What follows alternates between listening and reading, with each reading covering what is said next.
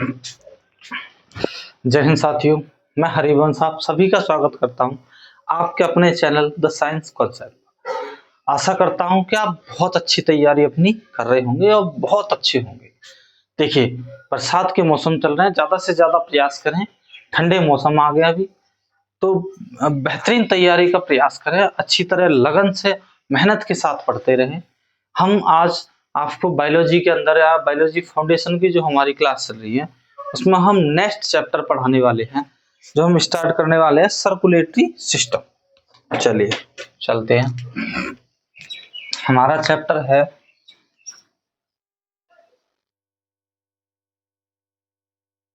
परिसंचरण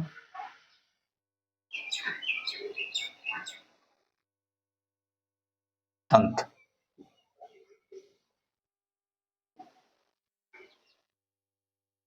सर्कुलेटरी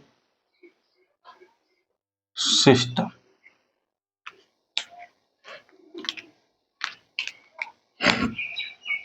ठीक है भाई, चलिए बेहतरीन व बढ़िया तरीके से, लाजवाब तरीके से पढ़ेंगे एकदम। परिसंचरण तंत्र यानी सर्कुलेटरी सिस्टम। चलो देखो, पहली हेडिंग डाल देते हम, यही परिसंचरण तंत्र।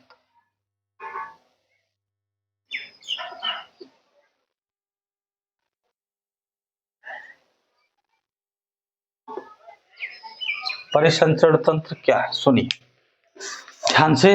देखिए, हमारे शरीर में कुछ पदार्थों की आवश्यकता होती है, जिनमें आपके ऑक्सीजन है भाई, जिनमें कुछ पोषक पदार्थ भी हैं, गैसेस भी हैं।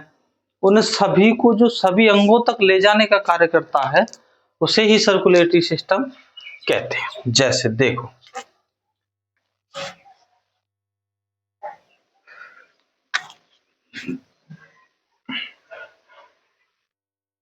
सभी विकसित जंतुओं के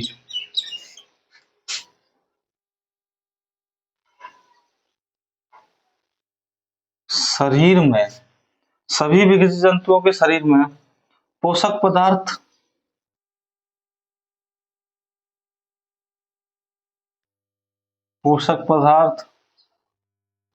गैसें, उत्सर्जी पदार्थ, गैसें,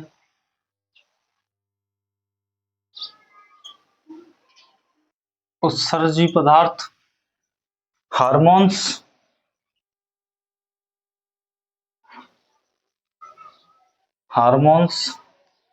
की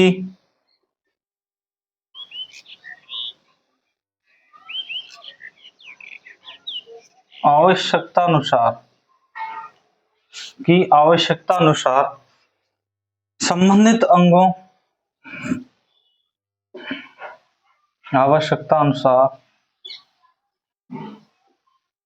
संबंधित अंगों, वह ऊतकों में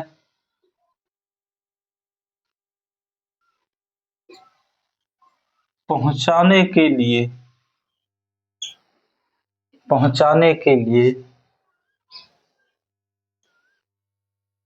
एक आंतरिक तंत्र की आवश्यकता होती है, जिसे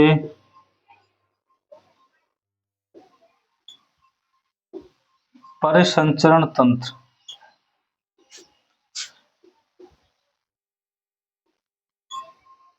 कहते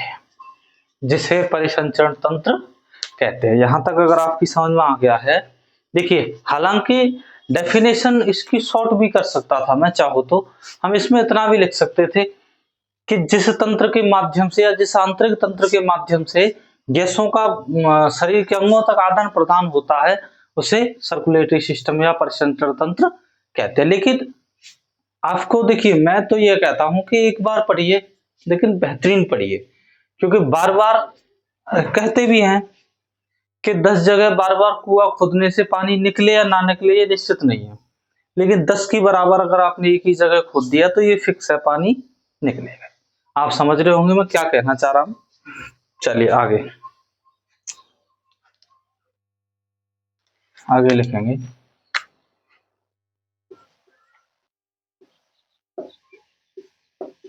परिसंचरण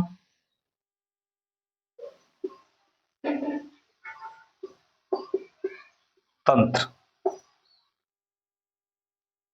केवल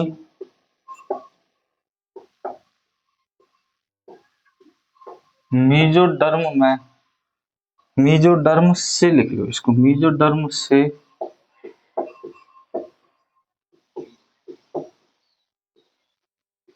विकसित होता है, मीजोडर्म से विकसित होता है। इसके अंतर्गत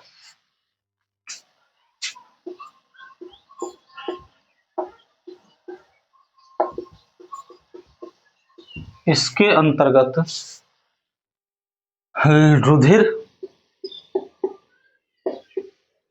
रुधिर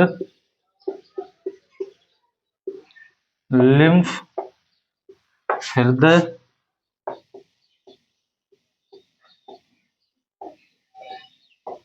हृदय वाहिनिका आदि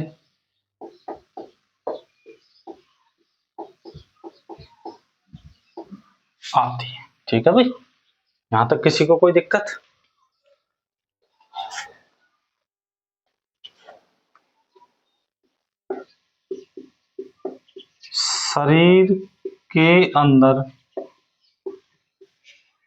शरीर के अंदर जैविक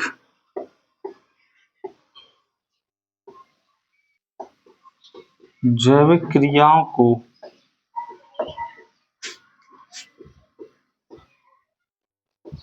संपन्न करने के लिए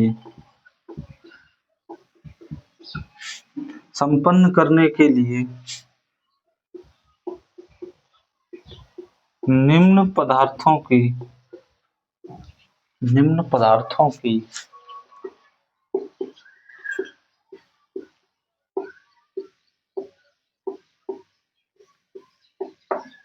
आवश्यकता होती है, जैसे ग्लूकोज, जैसे ऑक्सीजन,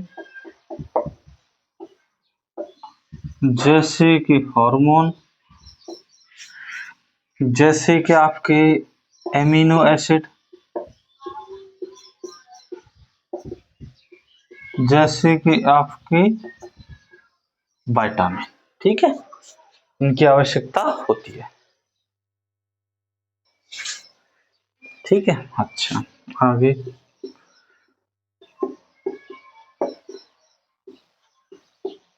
जैविक क्रिया के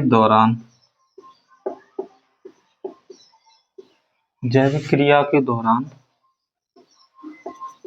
कई हानिकारक पदार्थों का भी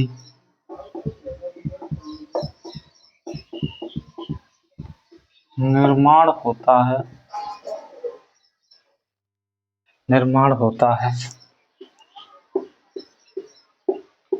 जैसे CO2, जैसे कि NH3, जैसे कि यूरिया। देखिए CO2 कार्बन डाइऑक्साइड है, NH3 अमोनिया है, ठीक है, और वो यूरिया है। ठीक है, चलिए आगे अगली लाइन लिखेंगे।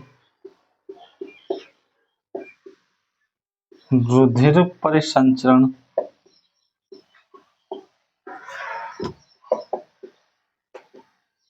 तंत्र की खोज, रुधिर परिसंचरण तंत्र की खोज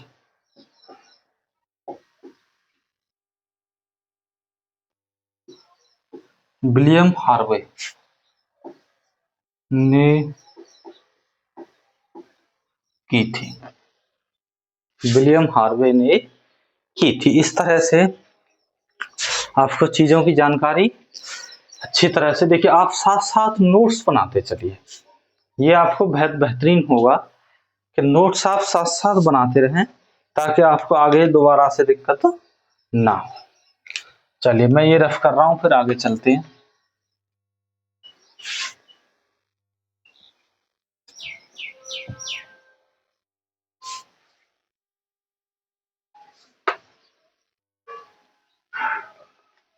चलिए देखिए, हेडिंग डालेंगे।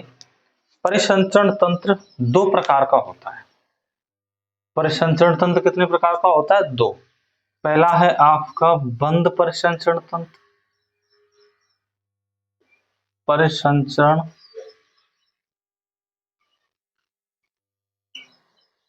तंत्र, बंद परिसंचरण तंत्र क्या होता है सुनिए।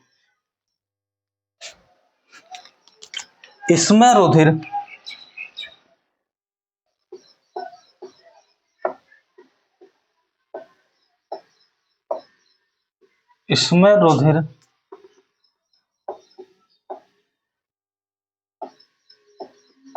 हृदय वाहिनियां, नलियां भी कह सकते हैं, तथा कोशिकाओं में बहता है। तथा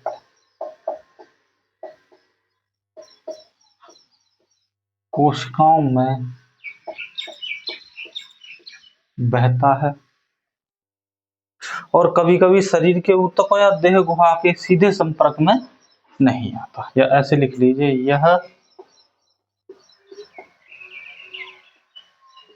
शरीर के ऊतक वह देह गुहा के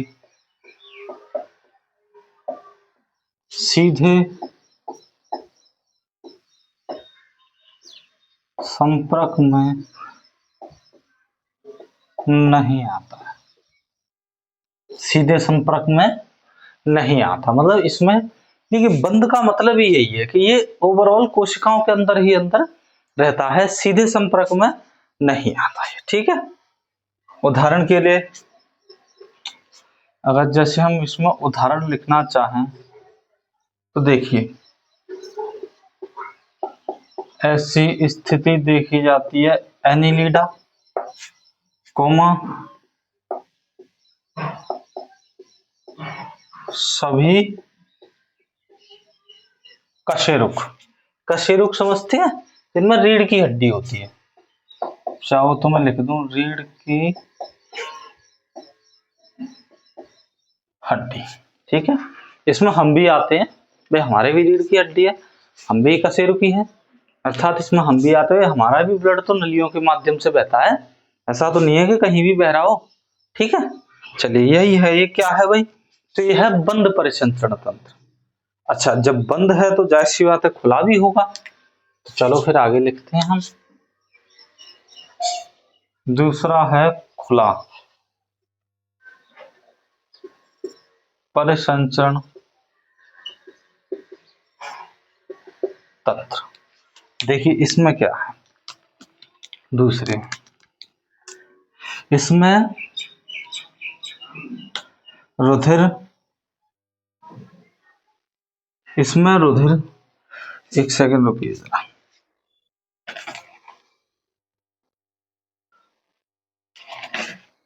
इसमें रुधिर हृदय वह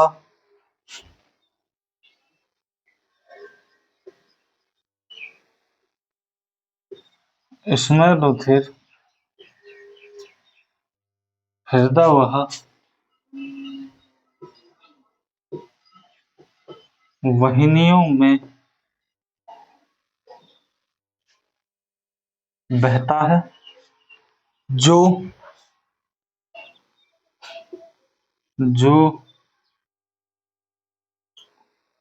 ऊतकों में बने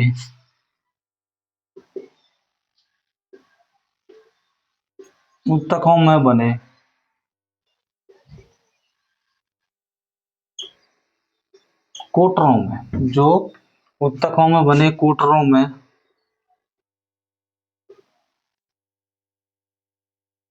सीधा खुलता है। जो ऊतकों में बने कोटरों में सीधा खुलता है। ठीक है, आगे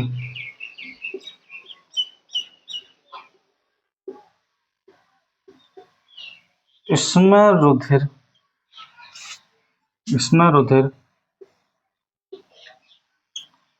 शरीर के ऊतक वह देह भाग के सीधे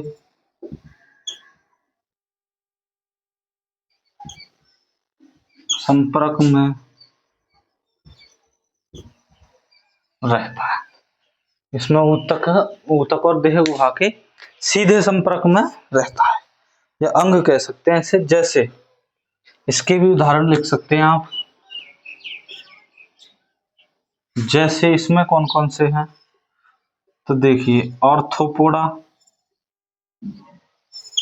कोमा मोलस्का।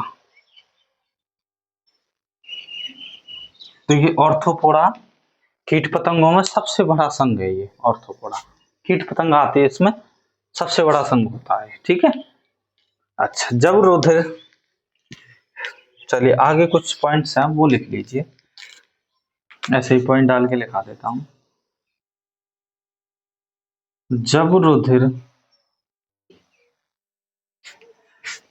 हृदय से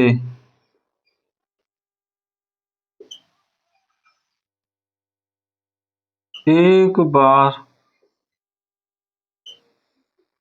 गुजरता है तो उसे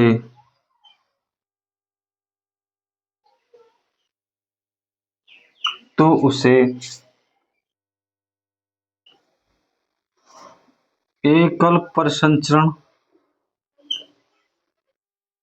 तंत्र कहते हैं। जैसे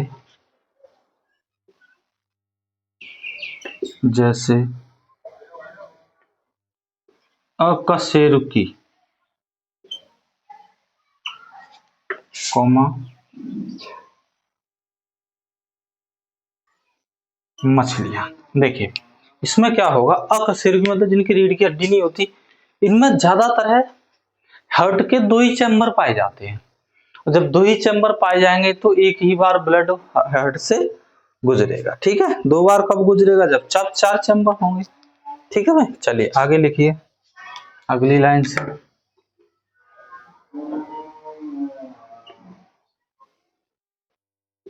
जब रुधिर हृदय से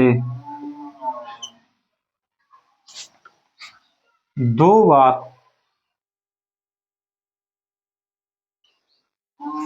गुजरता है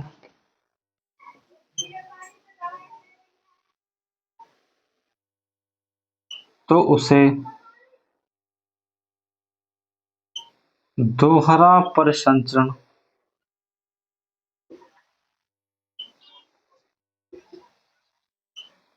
तंत्र कहते हैं। तो उसे दोहरा परिसंचरण तंत्र कहते हैं। ठीक है भाई,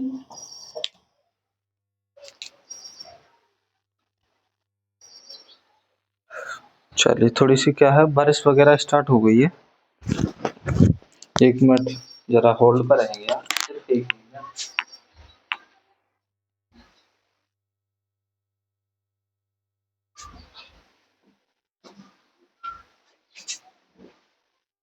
चलिए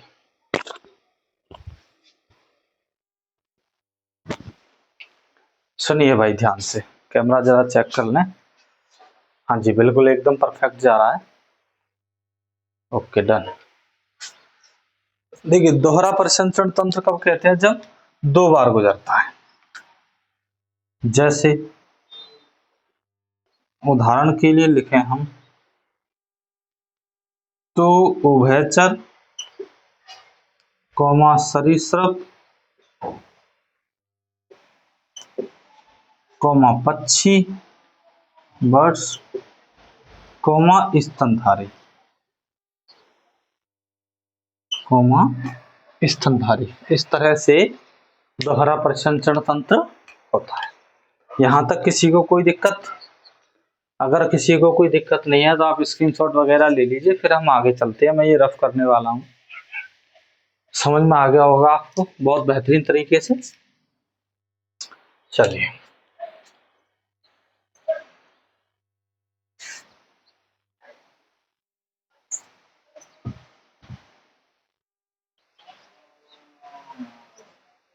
आगे चलते हैं साथियों। आप भी मेहनत करिए, आपके साथ हम भी मेहनत करेंगे, बस यूं ही हमें सफलता मिल जाएगी। ठीक है, देखिए एक लाइन लिखेंगे यहाँ,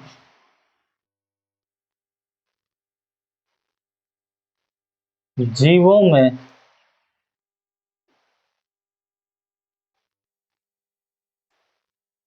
प्रवाहित द्रव के आधार पर, द्रव के आधार पर परिसंचरण तंत्र, परिसंचरण तंत्र दो प्रकार का होता है, दो प्रकार का होता है। पहला टाइप, फर्स्ट प्रकार जो है वो लिखें, पहला टाइप। पहला टाइप है जल परिसंचरण तंत्र, जल परिसंचरण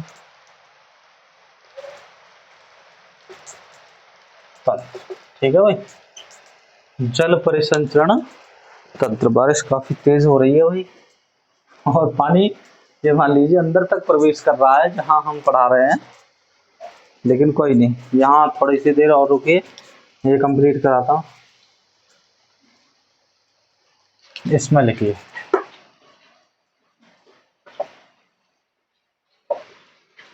इसमें जंतुओं में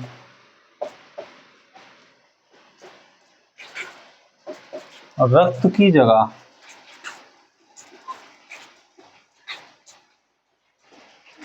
जल का प्रवाह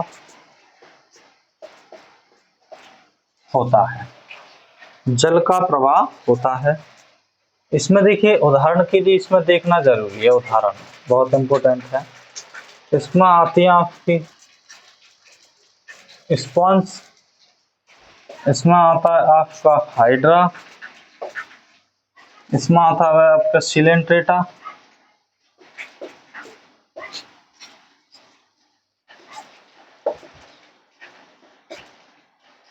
इसमें आता है आपका निडेरिया।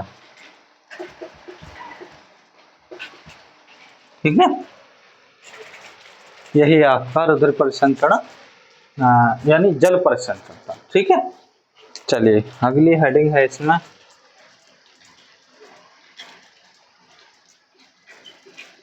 रक्त परिसंचरण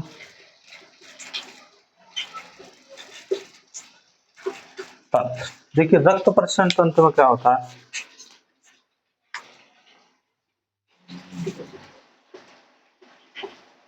मानव में रक्त परिसंचरण तंत्र की खोज, रक्त परिसंचरण तंत्र की खोज 1628 में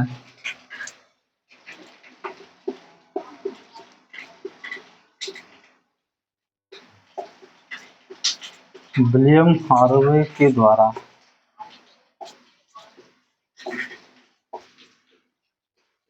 की गई। ठीक है,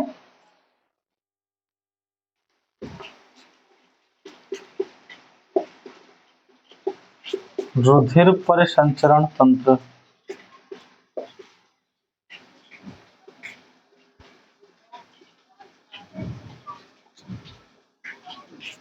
के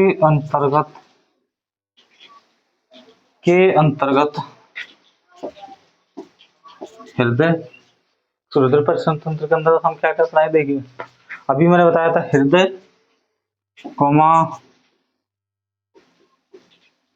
रुधिर वाहिनी कोमा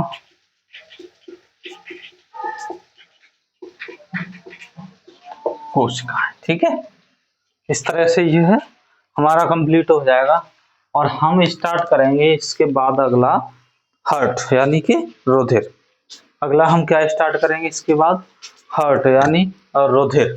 ठीक है, चलिए उससे पहले एक थोड़ा सा पॉइंट देख लीजिए आप। देखिए कुछ जीव जंतु होते हैं जिनमें हार्ट के अंदर कुछ चैम्बर्स पाए जाते हैं, वो देख लीजिए, यानी किस जीव में कितने चैम्बर्स पाए जाते हैं। जैसे हम बात करें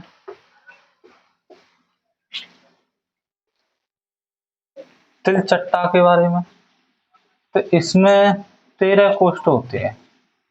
ठीक है, अगला है आपका मछली, इसके अंदर 2। मेढक, मेढक 3। उभयचर 3।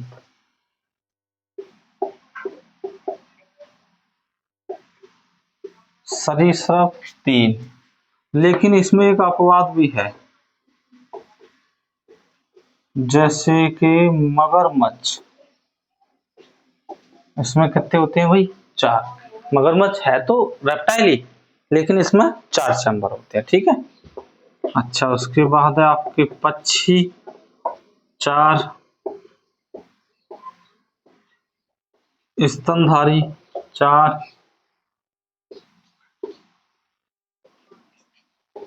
केंचुआ 8। ठीक है, ये आपकी समझ में आ गया है। ये कुछ हार्ट्स के चैम्बर्स हैं।